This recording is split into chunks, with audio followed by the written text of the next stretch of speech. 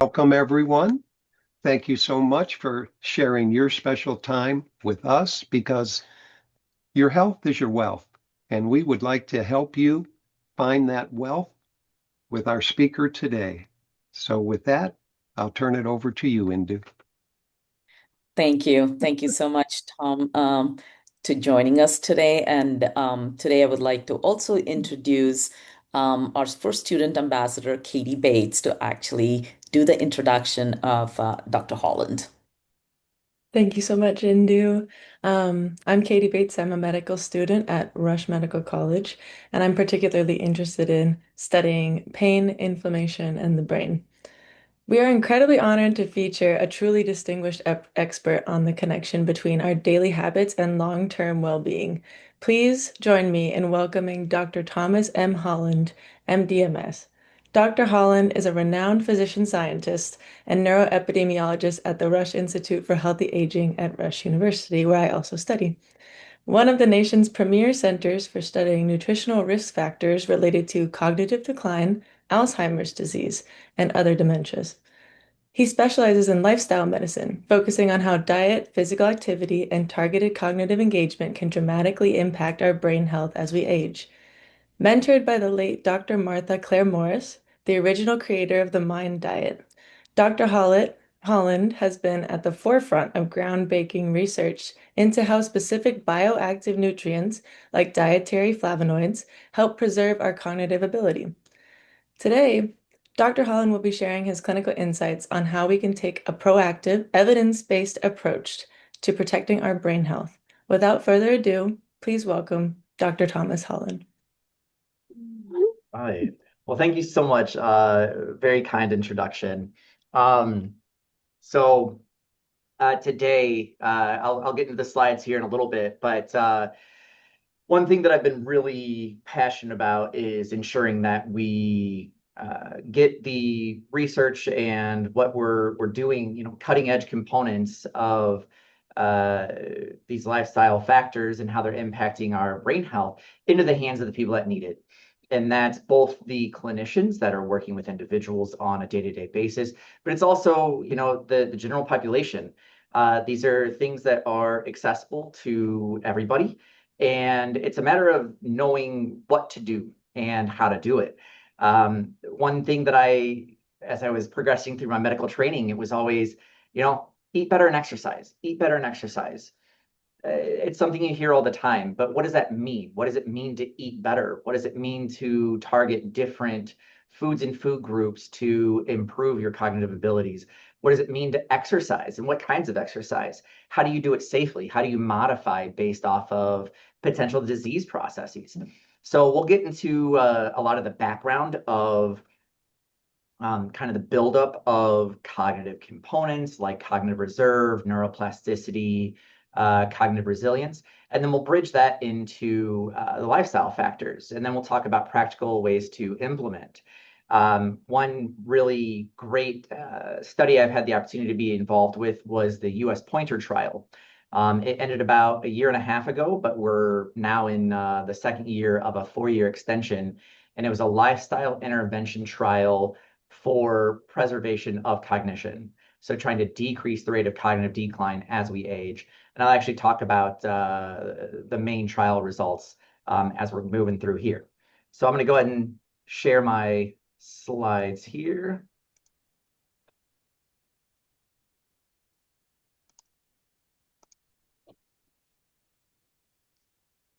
Right. And does everybody see that slide there without my notes? Yeah. Mm-hmm. Awesome. Yes. Mm-hmm. Perfect. All right, so again, welcome. Like I said, today we're going to really get into exploration of how different lifestyle choices can impact brain health and overall wellness. Genetics are definitely going to play a role in how we need to act or what we need to think about, but science has shown us that a lot of our health trajectory actually depends on our daily decisions that we make.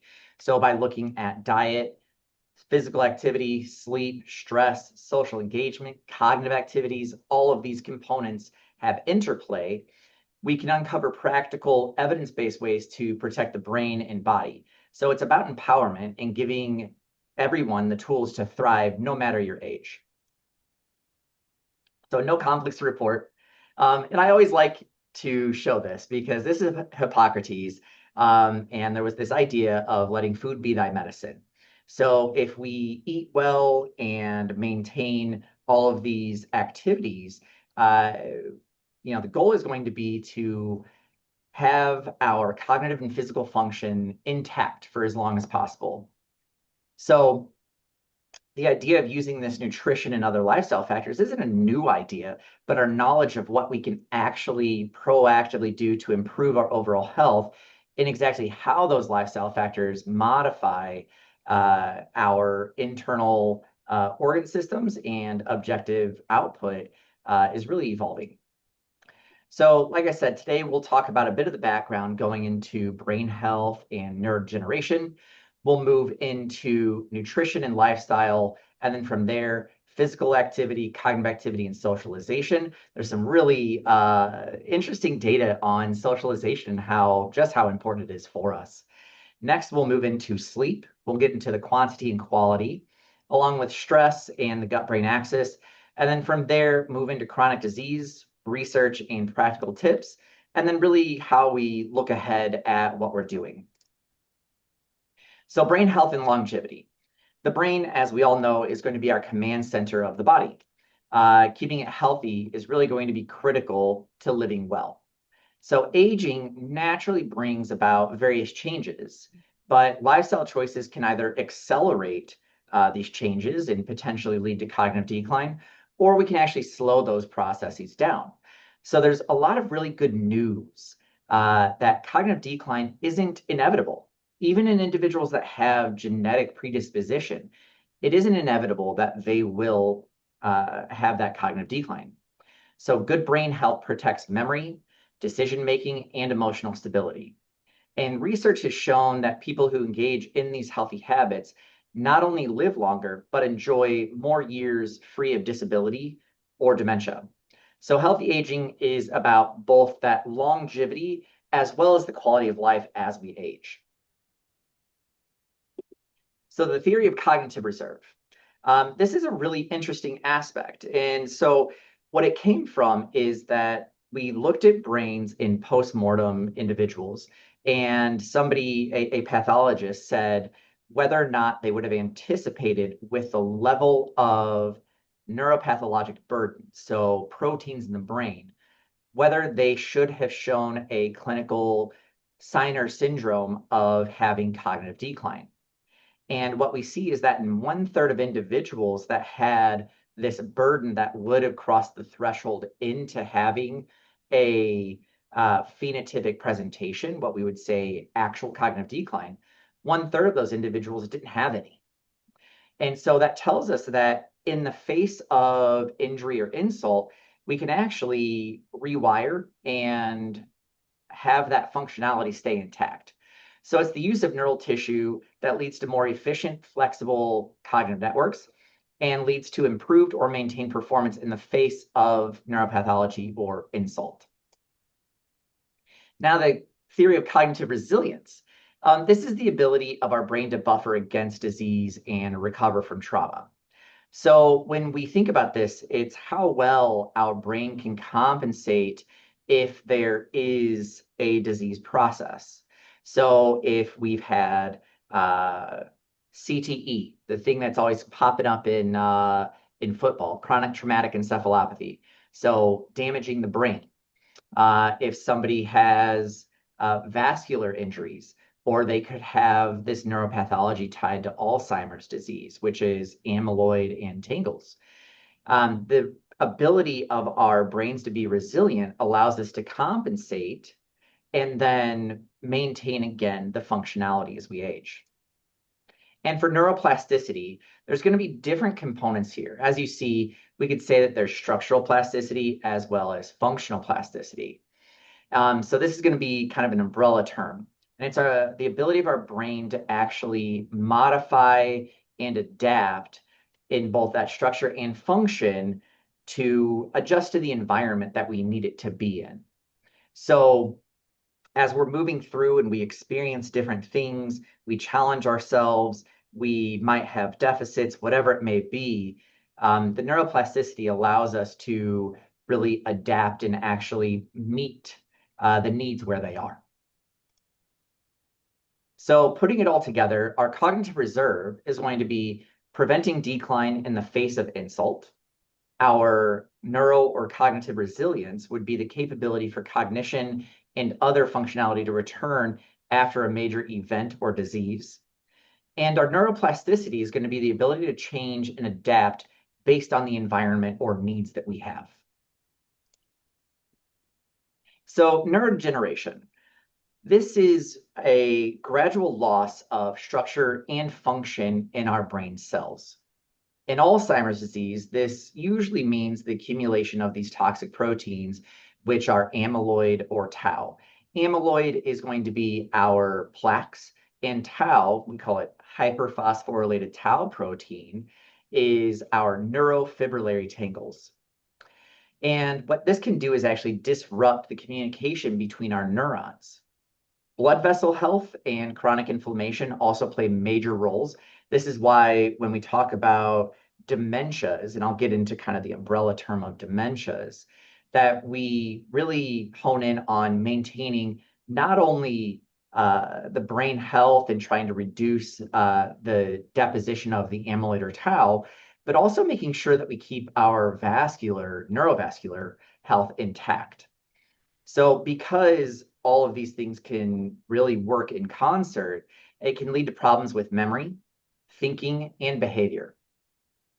And although this does sound quite daunting, a lot of science and research, and especially in the last 5 to 10 years, has shown us that a lot of lifestyle factors can actually delay or lessen this process.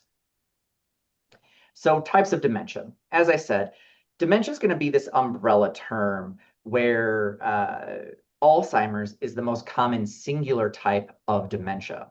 And that's going to be specifically for amyloid and tau. Now, on the other side of this, we have vascular dementia. And vascular dementia is going to be things like microvascular infarctions or macrovascular infarctions. So this would be like either big strokes or little strokes. Now, whenever we think about this as a process, like I said, Alzheimer's disease is the most common singular type, but the most common type overall is actually called mixed pathology, meaning that we've got 2 or more of these that are listed here.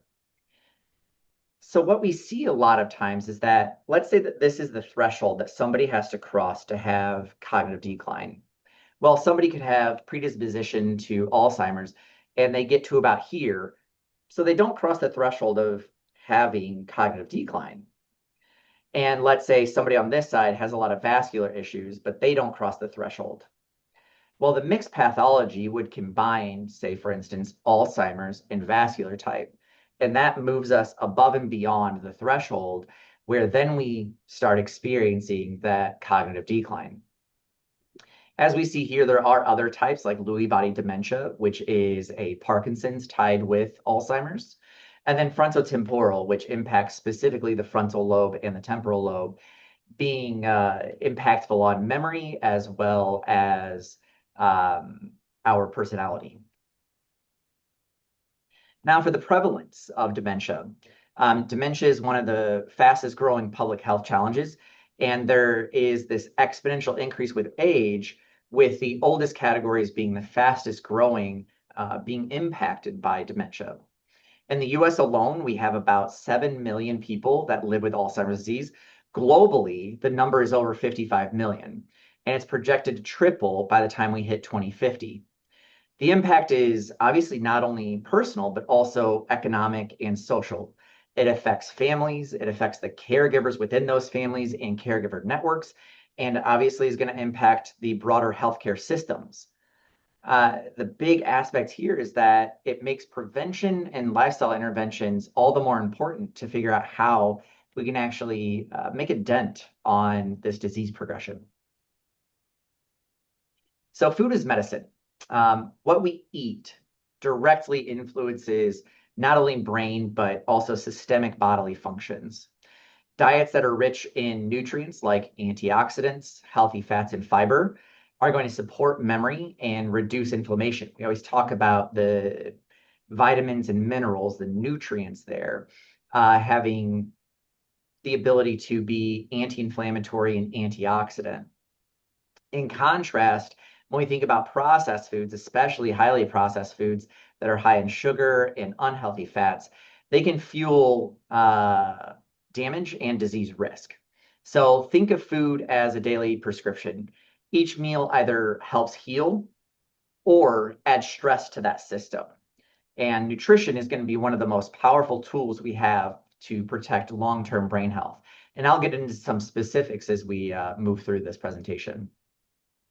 So the MIND diet. MIND diet, it was developed by my research mentor, Dr. Martha Claire Morris, and one of my principal investigators on the US Pointer trial, Dr. Christy Tagney. This blends the best aspects of the Mediterranean and DASH diets together. DASH being the dietary approaches to stop hypertension. So it was a diet produced to help with blood pressure. It emphasizes foods shown to directly benefit the brain, the MIND diet. Large studies have also found that individuals who follow MIND diet closely have significantly lower risk of developing Alzheimer's disease. So it's a practical, evidence-based diet and focuses on adding protective foods while limiting harmful ones. So for the MIND diet, these are the 9 food groups that form the core of the MIND diet. As you see, we've got green leafy vegetables, other veggies, berries, nuts, olive oil, whole grains, fish, beans, and poultry. You would look at this list, honestly, and just say, okay, this is generally healthy. But really getting into the specifics of what you're consuming, when you're consuming, and how you're consuming becomes more important. And if you look at the Mediterranean diet and the DASH diet, the big differences are that we include green leafy veggies as well as berries in particular. So when we think about all of these, the berries, especially blueberries, are going to have flavonoids that are protecting memory. Green leafy vegetables like spinach and kale provide antioxidants. Nuts and olive oil supply healthy fats, while whole grains and beans are going to give some really solid, steady energy. Fish as well, especially dark fatty fish like tuna, sardines, and mackerel, are going to provide omega-3s, and poultry is going to be a nice source of lean protein. So together, all of these foods are going to have those anti-inflammatory and antioxidant effects and protect our brain. Now, the foods to limit. These are going to be specifically red meat, butter, high-fat dairy, pastries, and fried fast food. These foods are going to be associated with a lot higher levels of inflammation and vascular damage, both of which can accelerate the aging of our brains. So when we think about all of these foods combined, a lot of it's going to have unhealthy fats that can harm blood vessels and cause what's known as atherosclerosis or blockages of those blood vessels.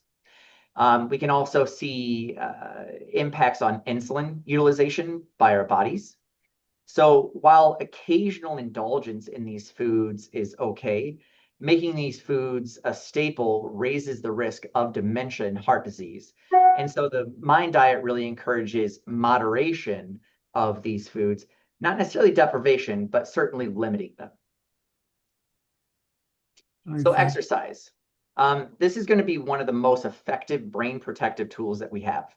It increases blood flow, delivers oxygen, nutrients, and also stimulates growth factors that help new brain cells actually form. So regular movement also reduces stress and improves mood, which again is going to protect the brain. Mobility and independence are equally important. One thing that I always talk about with participants of our trial is, what matters to them, what's motivating them. And a lot of times it does come down to being able to do what they want to do. And mobility and independence are tied to being able to do what they want to do. So exercise helps maintain the strength, the flexibility, and our balance as we're aging. Now, for the actual guidelines for physical activity, the gold standard is going to be getting aerobic physical activity in particular, along with strength training and some flexibility components, as you see, balance and stretching. You want to aim for 5 30-minute bouts per week. The suggestion is getting about 150 minutes of moderate to vigorous physical activity per week. Certainly somebody could say, okay, I'm going to go just do 2.5 hours one day, and that'll be fine. That's okay, but the overall impact on our cardiovascular system is not going to be as robust as breaking it up into these 5 30-minute bouts. And when we're talking about that moderate to vigorous physical activity, brisk walking would be okay, but trying to get into biking, swimming, the treadmill if you've got one, or elliptical is one that I particularly enjoy, decrease the impact on the knees, or a row machine. And on top of that, adding 2 to 3 times per week of strength training. That's specifically going to help with protecting muscle and bone health. It's also been shown that going from a sedentary lifestyle to strength training has an impact on cognition, direct impact. Finally, balance and stretching exercises, so things like yoga or Tai Chi. This can really help improve stability and reduce fall risk. So together, again, this mix maximizes the benefits for both brain and body. Cognitive engagement. So the brain really does thrive on challenges and novelty. Whenever we were going through the trial and people would have very strong emotions about the cognitive components that we had implemented, I would kind of go through a little exercise with them and talk about, when you were a kid, you expected things to be difficult. We're learning all these new things. If it's learning how to ride a bike, it's learning addition and subtraction, and then moving into multiplication and division, and then, potentially even further. We accept those as challenging, but as we age, we find our niche, what our careers will be, what we enjoy doing, and we really lean into that. And when we are faced with things that are a bit more challenging, sometimes we lean away from it because why am I going to pursue this challenging avenue when I can go over here and do something that's comfortable? Well, what we know is that doing things that are novel, that are challenging to our brains, help rewire connections and build resilience. So some of the cognitive activities that are really, really good are going to be things like learning a new language, learning to play a new instrument, and even activities like reading, doing puzzles or memory games can help sharpen our thinking and strengthen our cognitive reserve. So again, helping buffer against disease-related changes. The key here is to keep the mind stretching, not just repeating what you already know, but trying to do things that are novel to you. Social connection. As I said earlier, one of the big aspects that I always find very intriguing is how impactful social connection is to our health. Human connection is not just nice to have, it is essential for health. So social ties help lower risk of dementia, depression, and even early death. By contrast, social isolation carries the same mortality risk as having a 15 cigarettes per day smoking history. So message here is clear. We are really wired to connect. We are social beings. So making time for relationships protects health in ways that medicine alone cannot. And as you see here at the bottom of the slide, loneliness increases the risk of premature death by approximately 26%.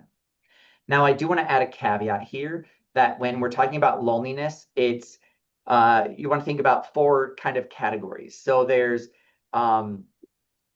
being around people and not feeling lonely. There's being around people and feeling lonely. There's not being around people and not feeling lonely. And then there's not being around people and feeling lonely. The not being around people and wanting to be and feeling lonely is where this kind of isolation stands, because We can be alone and not feel lonely. But when we are alone and we desire to have that social connection and feel lonely, that's when we start seeing that risk increase even more. Stress and resilience. Chronic stress itself is a stress event, as you would imagine. But stress is unavoidable. However, chronic stress over time wears down the brain and the body. It raises inflammation, it can disrupt sleep, it can impair memory. Fortunately, we do have practices that exist, like mindfulness or deep breathing and meditation. And these can all help reverse that damage. So even small daily practices like taking a mindful walk, pausing for a breath, can help reset the stress response and protect long-term brain health. For me, I like to do little just mindful exercises and take about a minute to two to just kind of chill and breathe. I also try to do daily affirmations that help reduce my stress level and kind of get me prepared for my day. And that's how I do it. But figuring out what works for you in managing stress is very important. So sleep and restoration. So I know a lot of you out there are going to have different opinions about sleep, but sleep isn't optional. It is going to be very essential. And it's one of the things that whenever somebody tells me that they have very disrupted sleep, either they're waking up multiple times or they can only sleep for 3 to 4 hours a night, we really want to get to the root cause of that. Because during deep sleep is when the brain can clear toxins, including amyloid proteins linked to Alzheimer's disease. As adults, we need about 7 to 8 hours of quality sleep per night for our memory, mood, and physical repair. It's not just about the quantity, but also consistency. So you want to try to keep a relatively regular sleep schedule. And that signals the brain that it's time to rest and recharge. The other aspect here is going to be your sleep hygiene, how you go to sleep, trying to limit food before going to bed, limit your screen time before going to bed, and try to get into an environment where you're shutting things down and allowing your body and brain to rest. Blood health monitoring. So this is a big component that was a part of the trial, but is also, good for all of us to keep in mind. Our blood does carry markers of our health. So we can look at our blood and determine if we have high cholesterol or high blood sugar. We can check blood pressure and look for hypertension. These components, if they're not resolved or taken care of, can damage or block blood vessels and also injure nerves over time. And as this progresses, we can lead to higher risk for dementia and heart disease. So monitoring these numbers and having the chat with your primary care doc and saying, hey, what can I do to mitigate this? How can I adjust my lifestyle or medication to improve these numbers is important. And really approaching those conversations as a collaborative relationship. I think a lot of individuals like the idea of getting off of medications. It's a great idea. My thought always as I approach conversations is first, what do you want to do as the individual with your autonomy? And how do we optimize your health? And sometimes it's a matter of having medications on board to bridge while lifestyle factors are taking hold. And that's perfectly fine. Figuring out the best way to optimize your health is going to optimize that longevity and quality of life. So the gut-brain connection. The gut and brain are connected by this gut-brain axis. So when we think about this, we're usually talking about how foods are taken in, how they're broken down, so digested, and how those nutrients are absorbed. So within our gut, we have microbiome, and the trillions of bacteria in our gut can influence mood, stress response, and even memory. So a diverse microbiome reduces inflammation, strengthens immunity, and when we think about the dietary components that are going to impact that, diets that are rich in fiber, fermented foods like kimchi. I particularly like to intake kombucha. Costco has a great lemon and ginger kombucha that's really tasty. So point being is that intaking these bacteria that are very diverse nourish the ecosystem. And what happens is it allows us to be more efficient in how we digest and absorb our nutrients. And on the flip side, processed foods can actually disrupt this. So at the end of the day, caring for your gut is going to be caring for your brain. When we think about the integration, like I said, these individual parts make up the whole. So no single habit is actually going to work in isolation, if you will. If you change your diet, that's wonderful, and that's going to be very beneficial. But if you can change diet and start doing more physical activity, we're going to have a bit more robust impact on health. So diet, physical activity, sleep, stress reduction, social connection, all reinforce each other. So if we think about how these integrate and impact, if we exercise, we improve sleep, and that can boost mood and sharpen your thinking. Social connections can reduce stress, which is going to benefit not only brain health, but also heart health. So the holistic health here means caring for the whole person, not just the isolated parts. Now, lifestyle and chronic disease. When we think about all of these lifestyle factors, the same components that are going to protect the brain also lower risk for heart disease. They control diabetes and also can improve depression symptoms. This overlap is really important because it means one set of the habits benefits multiple systems. Lifestyle changes improve both your lifespan and your health span. And that's going to be the years of life lived in good health. Prevention is really going to be the best medicine when we think about chronic diseases. Now, the US pointer results.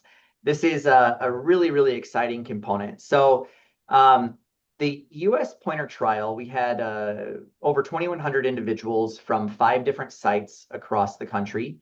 As you can see, we had 2 different groups. One was structured, and we met with them on a week by week and then bi-weekly and then monthly meetings to discuss what they were going to be doing, how they were going to be doing it, implementing these lifestyle components. And then there was a self-guided group. They were given the same educational components, but there wasn't as much oversight. For the inclusion here, we had age, so 60 to 79. Individuals needed to have a bit more of a sedentary lifestyle, suboptimal diet, and other risk factors. So when we think about these suboptimal diets, would be considered just below the recommended healthy standards.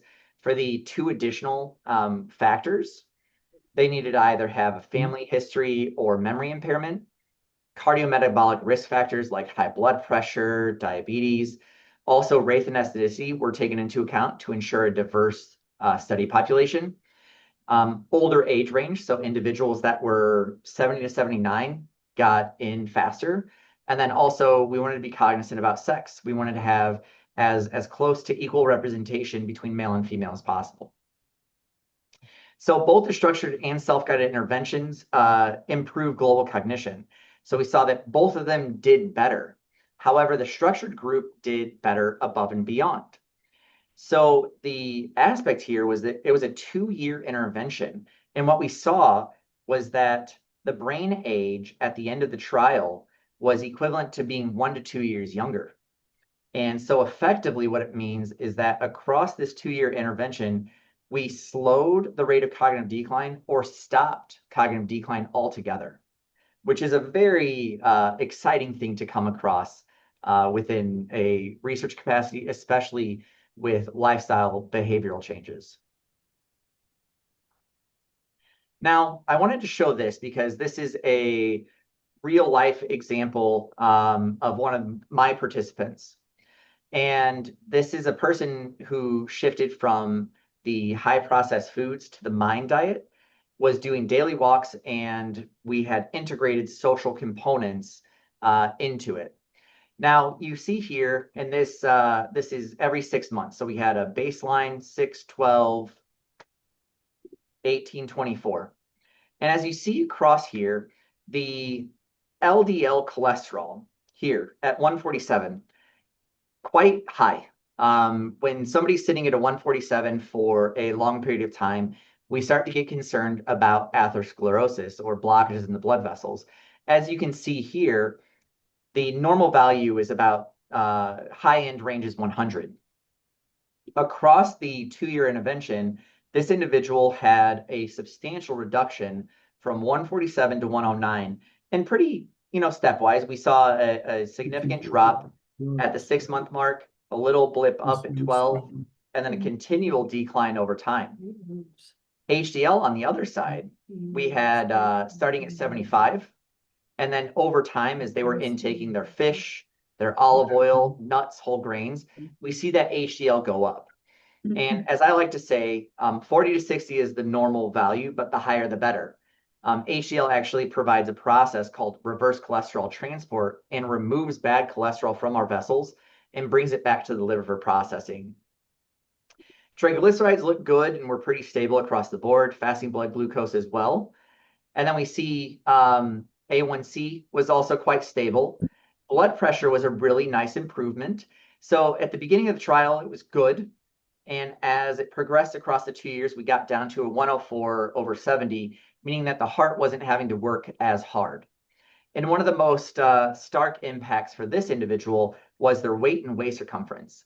We see that they went from a 162 to 123, so losing about 40 pounds across the 2 years, which is a very solid, steady decline in that weight. And then we also see a reciprocated drop in the waist circumference of 4 inches. Now, one major idea that has been discussed, and this was a part of the Blue Zones documentary on Netflix. It's the idea of living your life and worth. So it's a reason for being or having a purpose. So a reason to wake up in the morning. And so Ikigai really leans into having a sense of purpose that does more than motivate us. It protects our health. And studies have shown that people that have this strong sense of meaning live longer and have lower risks of dementia. So purpose provides resilience, helping us cope with challenges. And it's not about big achievements, but finding meaning in daily life, relationships, and contributions. And sorry, I see somebody's pointer is marking. Now, the heart-brain connection. What's good for the heart is going to be good for the brain. The brain and heart are deeply connected. Healthy blood vessels deliver oxygen and nutrients that help keep the brain functioning. And then lifestyle habits that are going to be protecting the heart, like exercise, diet, stress management, are also going to prevent cognitive decline. And again, the nice thing here is that protecting one system means protecting both. Depression and mental health. Mental health is another important aspect. Honestly, it's going to be as important as physical health. Depression increases dementia risk, but lifestyle tools, again, nutrition, exercise, social connections, are all going to reduce symptoms and build resilience. The habits don't replace therapy or medication when they're needed, but they do act as powerful partners. As I said, having this marriage between the medications and lifestyle factors is going to optimize health. Supporting mental health is going to improve both quality of life and brain longevity. Now, for our daily practices, small steps are going to be big impact. So health is built off of daily practices. Having daily affirmations that help you really seize your day, choosing vegetables more often than not, walking, calling a friend, or meditating, they can seem like small components within your day. But when you repeat them daily, the choices have a compounding effect where it's going to be even more significant of a benefit. Consistency is more powerful than perfection. As I like to say, the goal isn't to do everything, but try to do something every single day. So practical nutritional tips. I think the most easy way to say this is simple and sustainable. So fill most of your plate with whole foods like vegetables, fruits, grains, and lean proteins. And then you want to limit those highly processed foods or ultra processed, which sneak in salt, sugar, and unhealthy fats in particular. Hydration matters as well. Water is going to support your memory and energy. Small shifts like swapping soda for water or chips for nuts are going to make a big difference. I, for one, really have had a strong impact on implementing just seltzer water instead of soda. And that's been a big shift for me where I'm not getting all of that processed sugar or other components. Also, one way I like to implement my berries and my dark leafy greens is doing basically frozen shakes. So at Jewel, they have a cherries, berries, and kale mix. I actually go out and try to buy my own leafy greens, get my berries, and get cherries. And I go home, I pit the cherries, and then put it all into a big gallon bag and mix it up. And what I'll do is just take a handful of that, throw it in a blender, and have a shake. Now, cheese is a tough one for me. So what I try to do is, as often as possible, I'll opt for low or no fat skim cheese. So it gives me that feel of cheese without having the fat. Now, movement. The best exercise is going to be the one that you enjoy. Something that you can sustain for not just a long period of time within a day, but sustain across months and years. So whether it's dancing, biking, swimming, whatever it is, consistency beats intensity. And obviously making modifications for what your capabilities are. If you need to do chair exercises, fantastic. Chair yoga, also great. Other individuals will utilize recumbent bikes that help remove pressure off of the knees. Beyond that, stretching and balance is also going to be important for maintaining the physical ability to do this exercise, which begets better cognitive health. And remember, every step counts. Walking after dinner or taking the stairs, whatever it is, all of it adds up. Cognitive and social tips. Read, learn, and explore. Again, make the brain and social health fun. Do things that you like to do.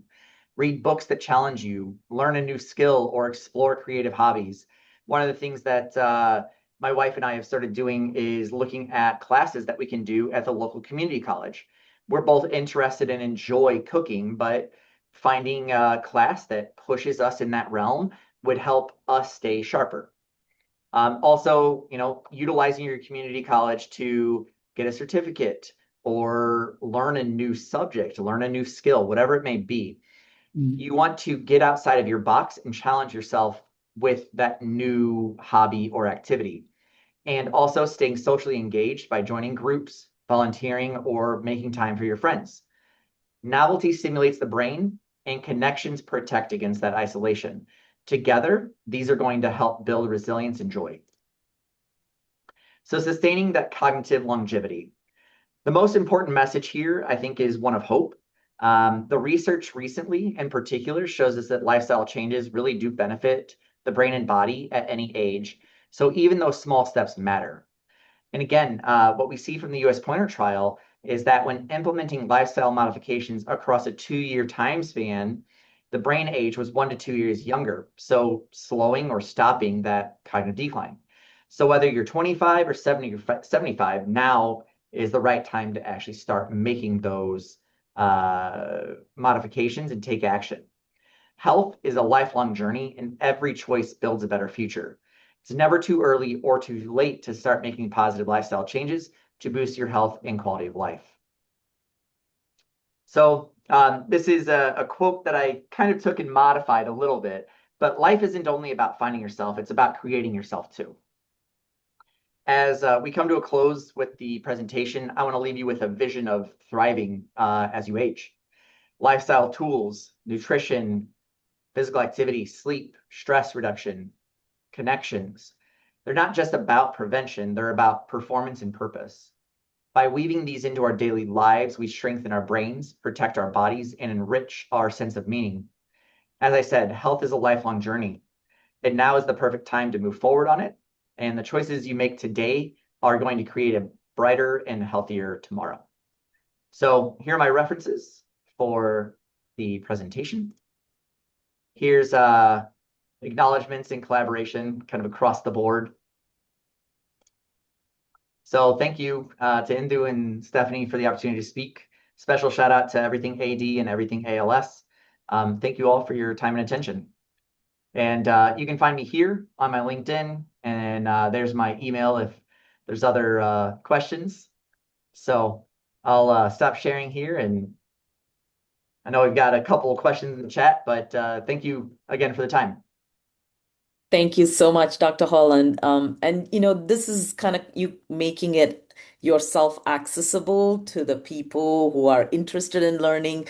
This is what everything AD and our expert talk series about. So you're such a great role model for what we stand for. So I can't thank you enough to help us launch everything ALZ. So with that, we do have some questions, and what we do is we moderate it. So I actually invite my colleagues to come in and ask the questions.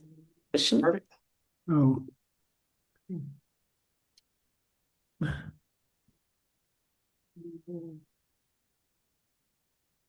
We can see you, Christian. Yep.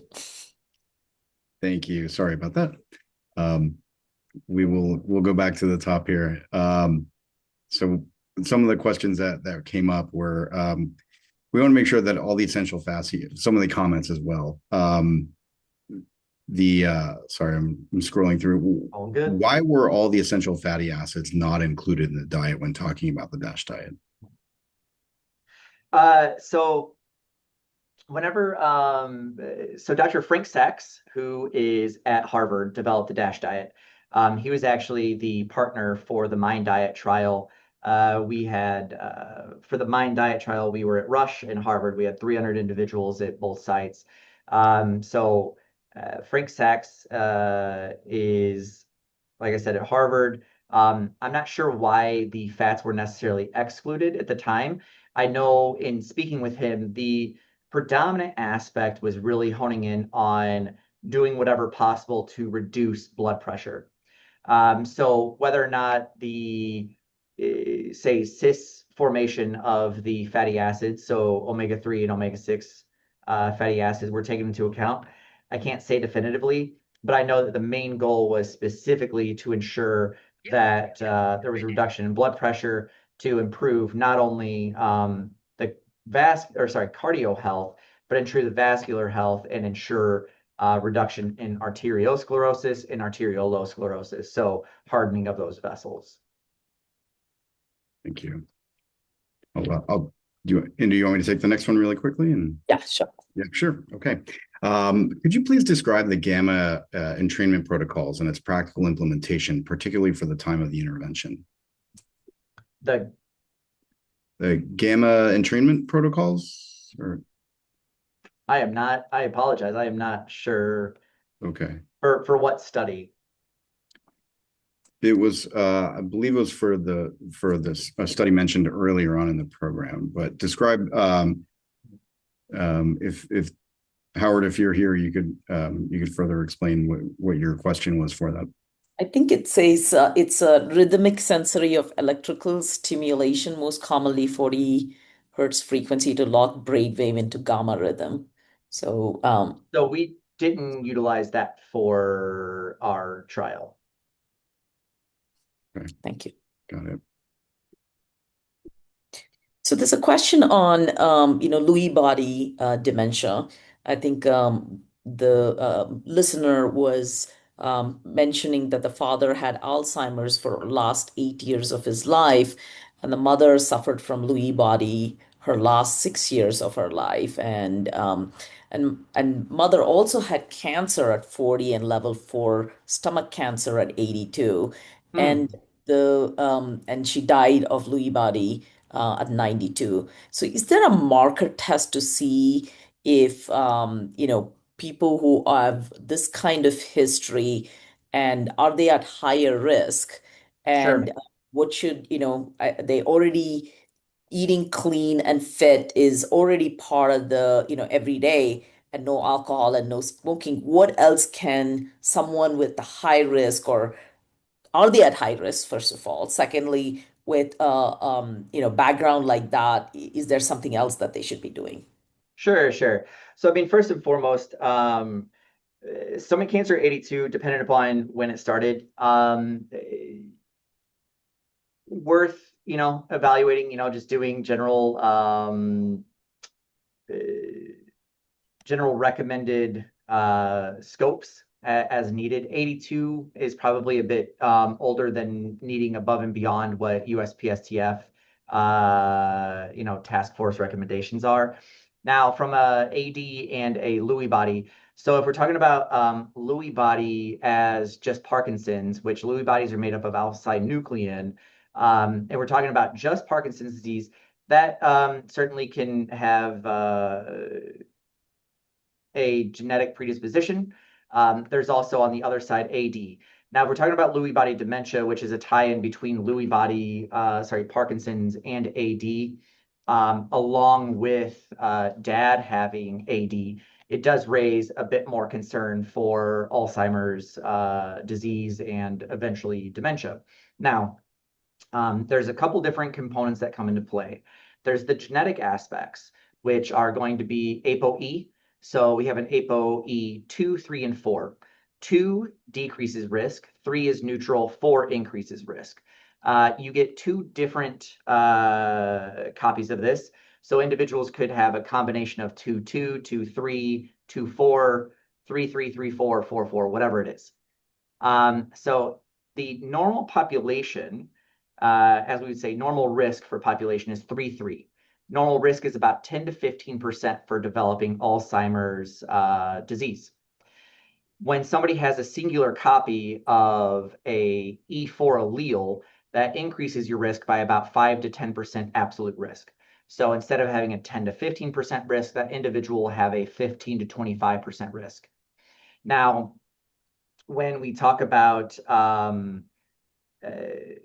the actual risk factors, when we get to 4-4, we're talking about autosomal semi-dominant representation, and we see that there is a exponential increase as opposed to an additive increase. So for individuals that have a 4-4 genotype, their risk ends up being about 45 to 55% for developing AD. Now, again, that is a risk probability. It doesn't definitively say that somebody will develop Alzheimer's disease, neuropathology, and eventual dementia. It just means that that individual has an increased risk beyond normal population for developing that.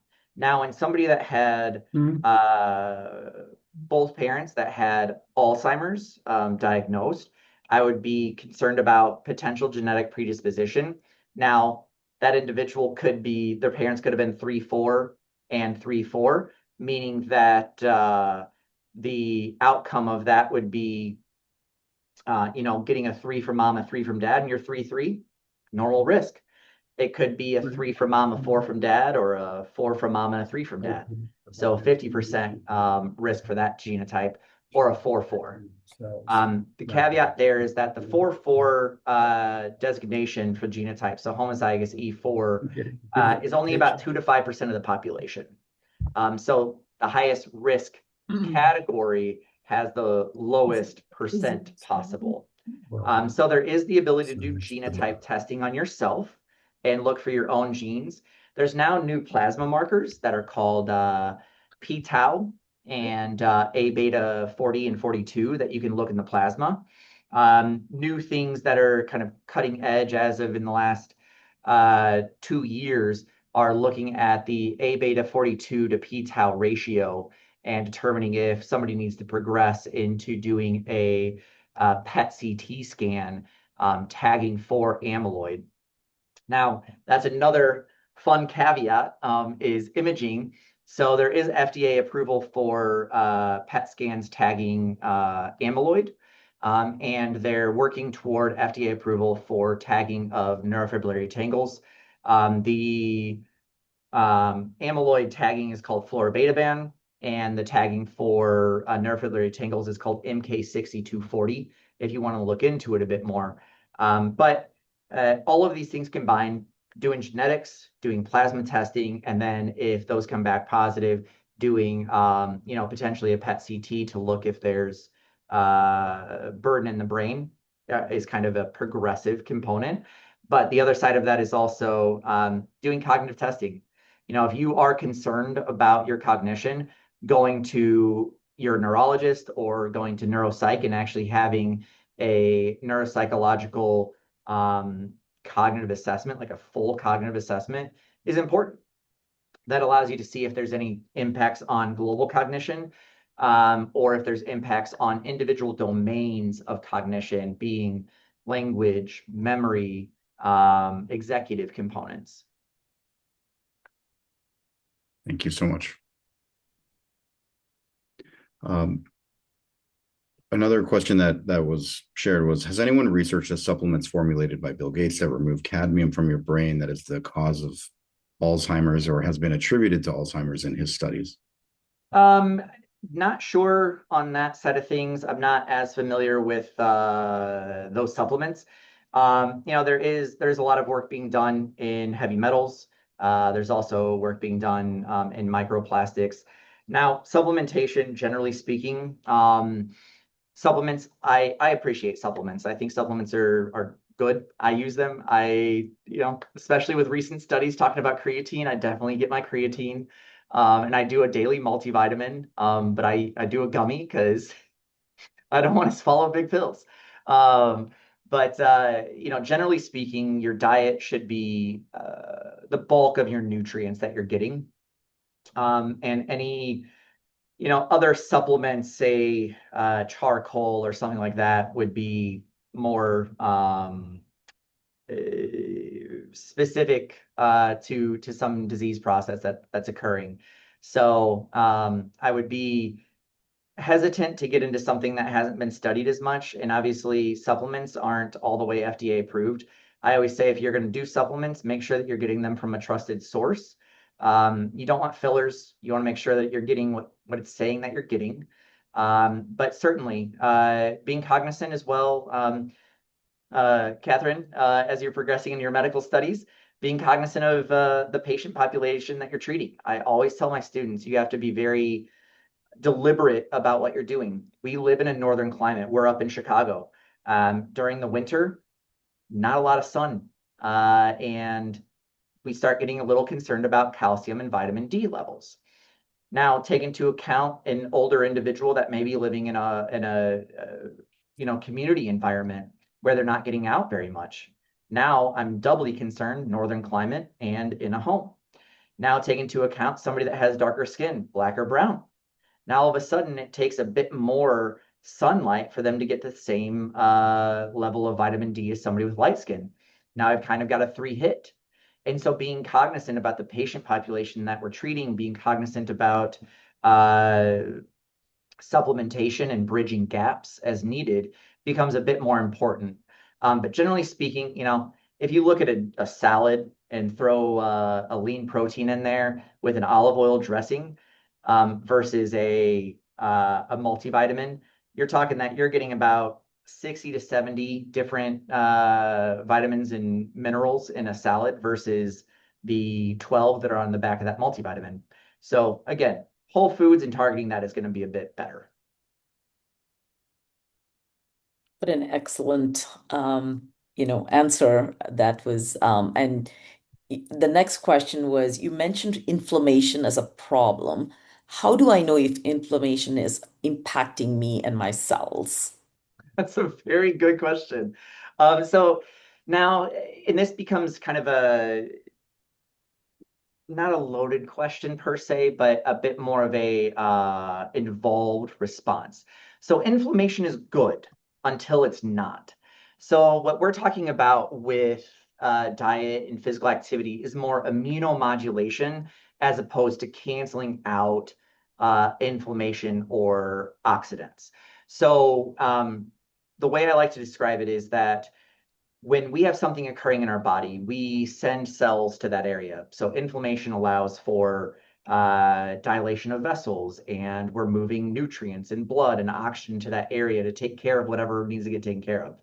That's the immune system responding. And if we have foreign bodies that have come in, we need oxidants that are going to basically break those down and destroy them.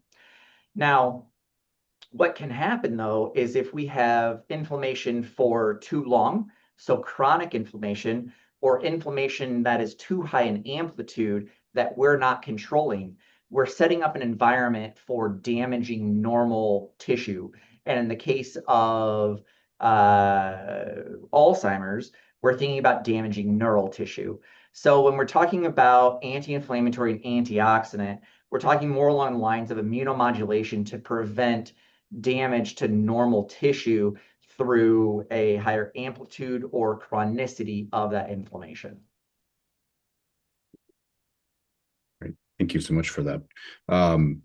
And where do you stand on chelation with DSMO? I haven't studied that tremendously. Chelation therapy, again, is going to be a bit more, I think, nuanced.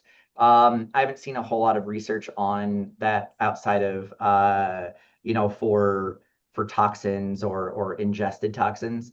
I always like to say that I would like to see the research a bit more before imbibing anything, but if you're going to take anything additional, chatting with somebody about it that you trust within the medical community would be best avenue to pursue first.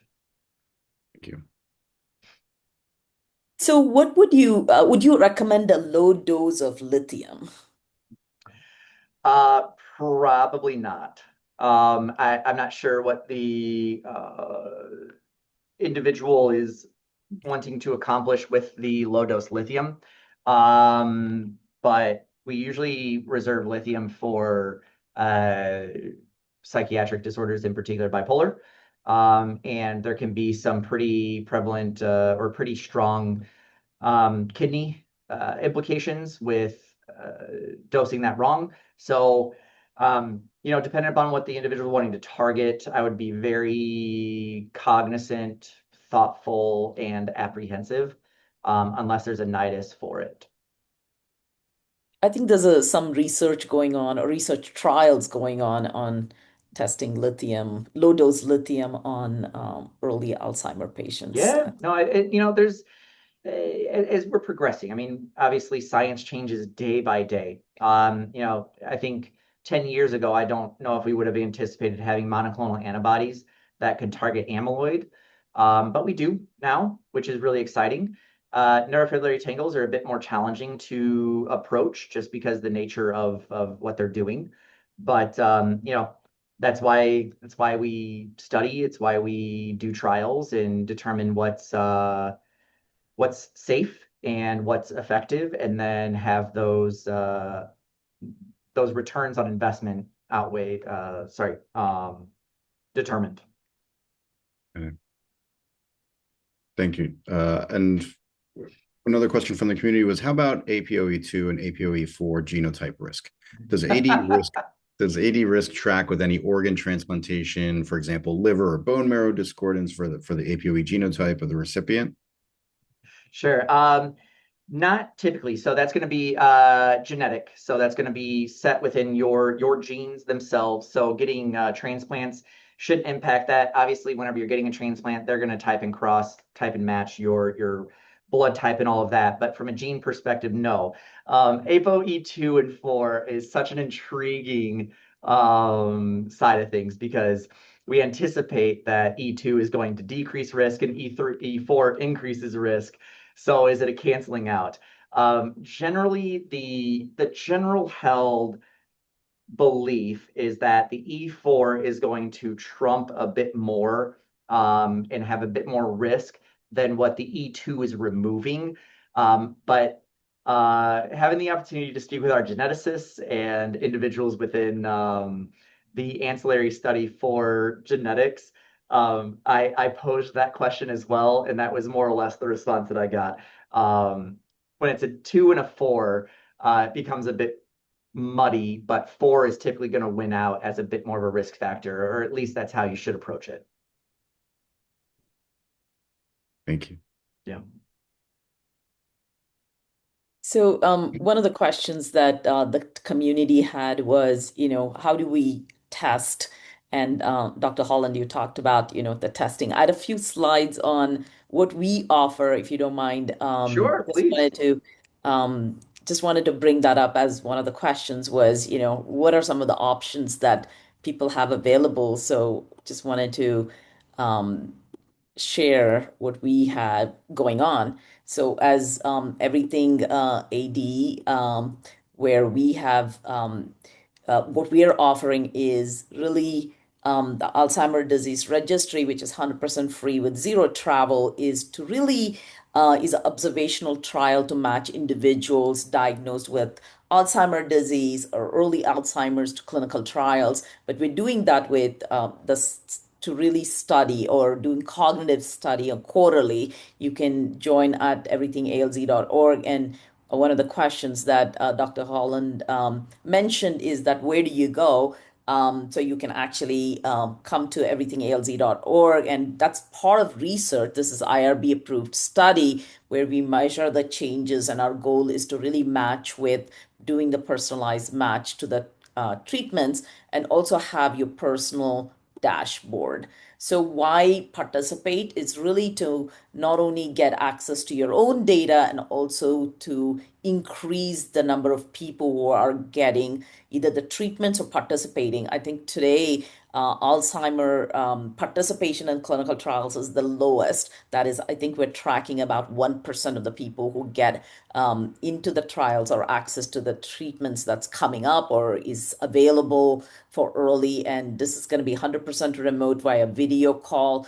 And we have, we say once in 3 months, we do a session. This was the cognitive test, about 30 to 40 minutes each session. And it's about 8 sessions over 2 years. And also there is a data portal that everybody who are participating gets. And in that data portal, there is going to be trends of, this different tests that we do, and this can be communicated to the physician, and it's available in different ways, and it's easy to talk to us. It's all the calendaring is on the portal. So, and then I think we have our team here joined us. So this is the team. This is the team. We'll be talking to the people who are participating in this study. So I just wanted to bring it up that our goal is to bring the expert talk series and also help with bringing research and more closer to as we are coming up with different trials, having access to the trials for people. So with that, I want to say thank you, Dr. Holland. What an excellent evening. And I would love to, do this more often with you as you are, researching and coming up with more insights for the people here. And gosh, such excellent, questions from the audience here and the people who are participating. So if you have any remarks, we would welcome it for the community. And thank you very much for your time. We don't take it lightly, and this is really appreciated in the deepest of deep gratitude. Yeah, and I appreciate the opportunity to speak. I think, as I mentioned in the presentation, it's really, at the end of the day, health is a lifelong journey. I've had my own ups and downs of being unhealthy during med school, super healthy leading into COVID, really unhealthy during COVID, and then being back on my own journey, and little injuries that have kind of been little bumps in the road that have had me questioning how exactly I do things, including a dislocated shoulder, and trying to get back into the gym and try to eat better. So again, it's a mantra that I have, that my health is a lifelong journey. and every step counts. So even though I think back to when I was 30 and how I thought things were a bit more difficult at the time, and now that I'm 40 and I'm thinking, oh my gosh, it definitely was easier when I was 30. And as I move forward and I talk with my mom, who's in her mid 60s, and we talk about just the different health components. And so I really have to live by the aspect that it's not about doing everything, but it's doing something every day. I try to be cognizant. I have changed my cooking oil and do olive oil. I've tried to implement my veggies as much as possible.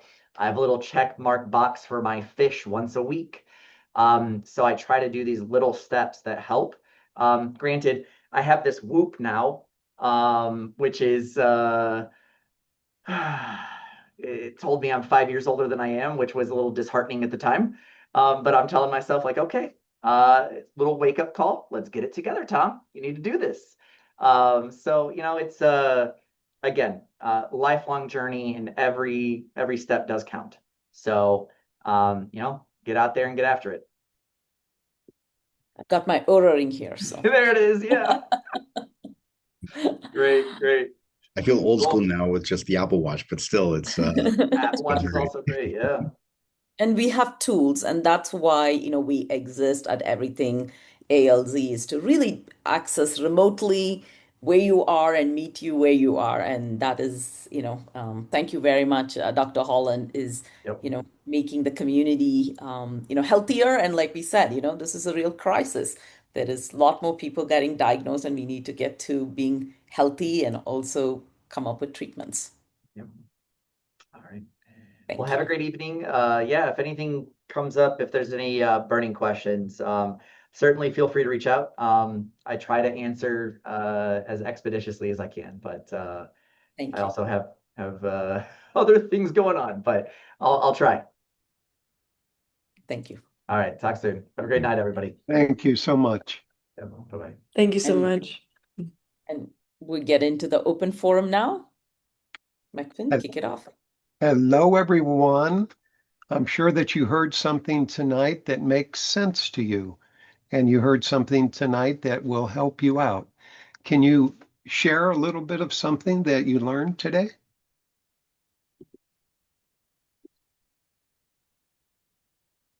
Well, I start not being a perfectionist, not everything all every day.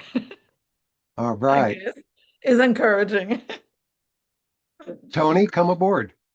Yes, you know what? He made it so simple and so clear, the benefit of physical activity, the good eating, the things that we've been told throughout our life. And now it's factual. And, I'm just hoping that I can pass this on to my kids to be more thoughtful about all these things. So, but I thought it was a great presentation. Thank you. Folks, education is worthwhile because when we grew up, we weren't told about all of these nutritional values that are out there. We were just told about what was easy enough to eat. But now at this age, come on, we deserve to feed ourselves the best food that we possibly can, to think the best thoughts that we possibly can, and to make sure that isolation does not visit your life.